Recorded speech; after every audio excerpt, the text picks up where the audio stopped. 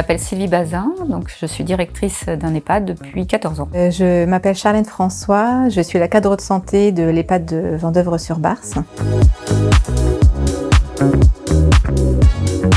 En 2017, on s'est retrouvés sans aucun médecin sur le territoire, à Vendeuvre. Ce qui fait qu'on a dû prendre la mesure avec notre médecin coordonnateur. Nous sommes allés voir le directeur de l'hôpital de Troyes pour lui expliquer que nous allions être en difficulté.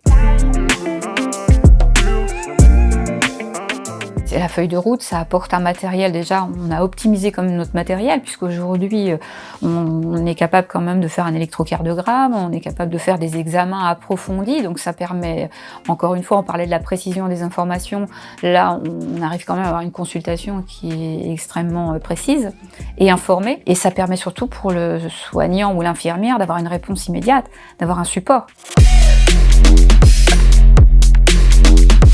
Dès le début, en fait, on a tout de suite été impressionnés en fait, par la simplicité et par la confiance qu'offrait le résident en fait, envers cette solution. C'était tellement plus simple en fait, pour eux et aussi tellement plus rassurant d'être accompagné. En fait.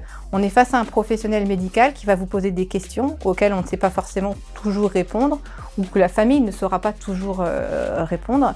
Et on peut aussi avoir des résidents qui ont des troubles cognitifs, qui ne sont pas en capacité de comprendre ou de pouvoir répondre de façon adaptée à un médecin. Et ils ont à côté d'eux en fait, un professionnel qu'ils connaissent, qu'ils voient dans leur quotidien et qui va être là pour répondre aux questions, pour les rassurer. Ça a été d'un naturel et d'une simplicité totale en fait pour nos résidents. Grâce à la télémédecine, quand on est dans une situation médicale aiguë, non urgente bien sûr, qui n'entre pas dans le cadre d'un départ en hospitalisation, on peut avoir un rendez-vous dans la journée. Et on a aussi gommé ce frein, cet obstacle qui est énorme de déplacement.